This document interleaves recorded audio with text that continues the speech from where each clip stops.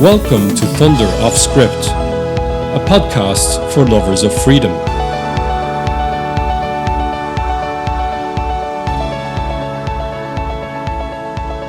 It's Sunday, 27th of March, 2022. In today's episode, I'd like to briefly discuss the critical need for a public COVID inquiry and the two fronts in the battle for freedom.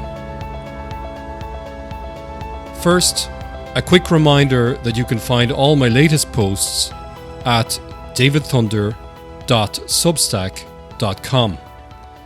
You can also support my work in defense of a free and open society by taking out a monthly or annual subscription.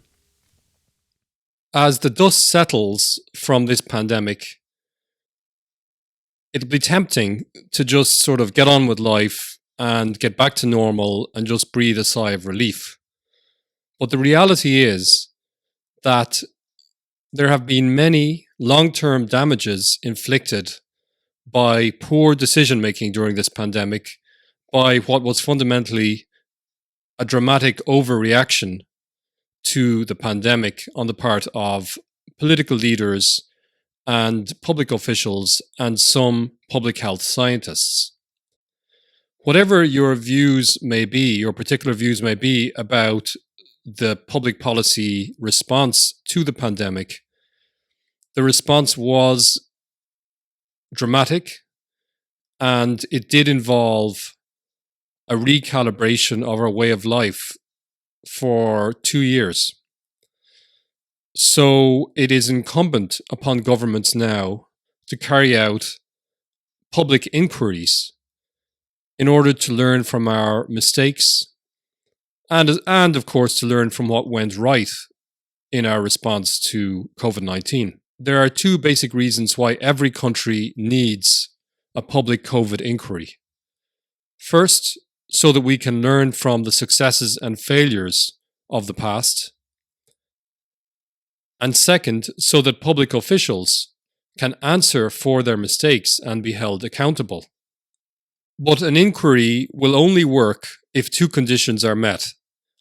First, its brief must be sufficiently wide to capture a wide range of relevant actors and consequences, and thus get a broad picture of what went right and wrong. It will not be sufficient to simply investigate, for example, the medical consequences of interventions. Whatever inquiry is set up must also investigate the social, cultural, and economic consequences of the interventions. Similarly, the inquiry should not be restricted to public actors who acted directly on behalf of governments. The inquiry should also include a consideration of major private actors that acted in partnership with governments, such as the pharmaceutical companies. Second, it must be run by individuals of recognized competence, experience, and integrity, who do not have any clear conflicts of interest. For example, their reputation should not be at stake for the handling of the pandemic, nor should their economic interests be affected in any obvious way by the outcome of the inquiry. I haven't yet done any exhaustive search to find out which countries have undertaken a public COVID inquiry, but thankfully, at least one country, the United Kingdom, has set up a COVID inquiry. This inquiry will be chaired by the Right Honourable Baroness Heather Hallett. I'd like to quote from the terms that are set out on the website of this public inquiry, and it goes like this, quote, "An independent public inquiry to examine the UK's preparedness and response to the COVID-19 pandemic and to learn lessons for the future. The inquiry has been established," again, I'm reading from the website, "under the Inquiries Act 2005. This means that the chair will have the power to compel the production of documents and call witnesses to give evidence on oath." Unquote. The public consultation will close on 7th of April 2022 at 11:59 p.m. I will include a link to the inquiry's webpage below this podcast. Whatever country you live in, I encourage you to press your political representatives to set up a COVID inquiry as soon as possible. Now, the second issue that I wanted to address today is the two fronts in the battle for freedom. There are two fronts in this battle. The first front is representative democracy. By this I mean lobbying political representatives to persuade them to make legal and policy reforms on our behalf. This is a very conventional and very well recognized method of reform. And in a way, it's so obvious because of the prominence of our democratic institutions that it's not something I need to labor too much, the value of this kind of activity. Sometimes it involves directly lobbying politicians. Sometimes it involves persuading the public at large to change their opinion or to adopt our opinion, and therefore indirectly to persuade our political representatives to adopt our favored cause. This method of political reform is extremely important because our political institutions and laws condition our life in fundamental ways. They set the ground rules, so to speak, and they also limit the powers of government, which is critical, of course, because governments do wield so much power. The second front in the battle for freedom is what I call direct action. And what I mean by this is the creation and maintenance of pro-flourishing, pro-freedom social structures and activities.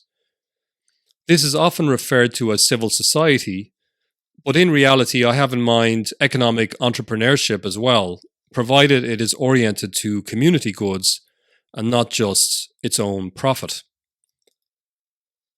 Now, these two fronts, namely representative democracy and direct action within civil society, are closely intertwined.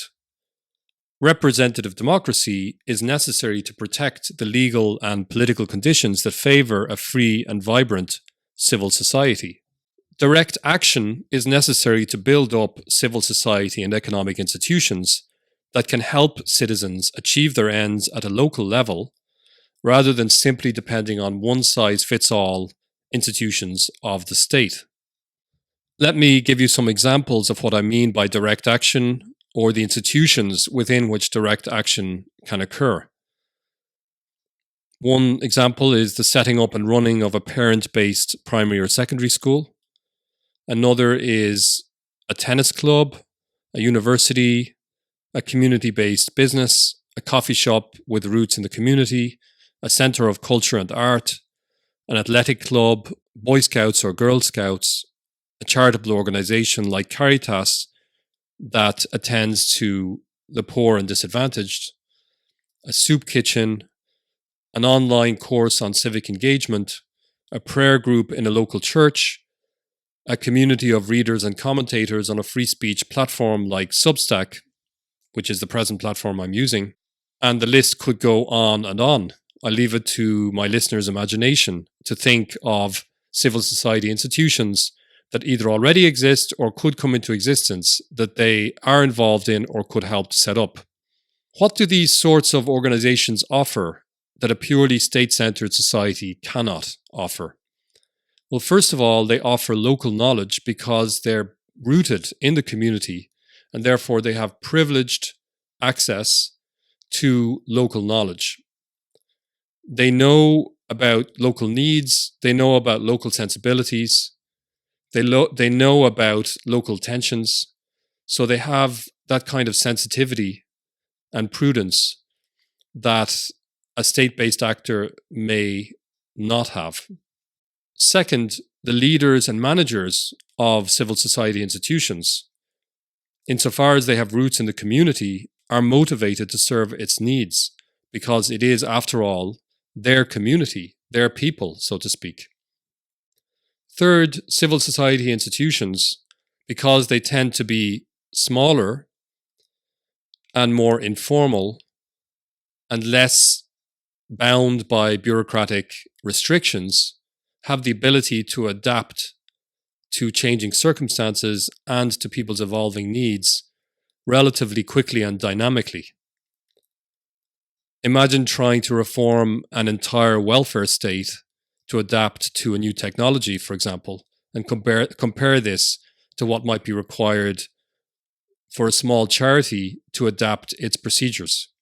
A fourth advantage of civil society institutions over state-based institutions is that they operate on a human scale, and this means that they're sufficiently small for those involved to be treated as persons and not just numbers. And as anyone who has had dealings with either large companies or large bureaucracies can attest, the human touch, the ability to exercise prudence and to take into consideration the circumstances of each individual is something to be greatly appreciated. So there are two main take-home points from this podcast. The first is that we desperately need competent, professional, and impartial public inquiries to investigate the handling of the COVID pandemic. And these inquiries should be carried out by national governments, and they should be carried out by all national governments. And second, we should continue to fight for freedom and to defend our civil liberties and restore them if necessary. But we shouldn't forget that this fight has to occur on two fronts.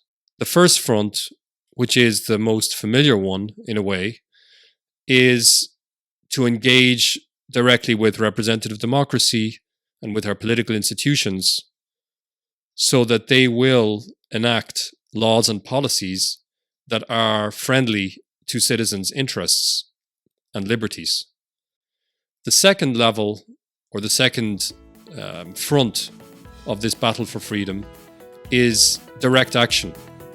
And by that I mean direct engagement within civil society, the building and maintenance of civil society institutions on their own terms that can promote human flourishing, that can service human needs and interests, and can also serve as a buffer between the state and the individual. Thanks for tuning in to Thunder Off Script. Stay tuned for our next episode.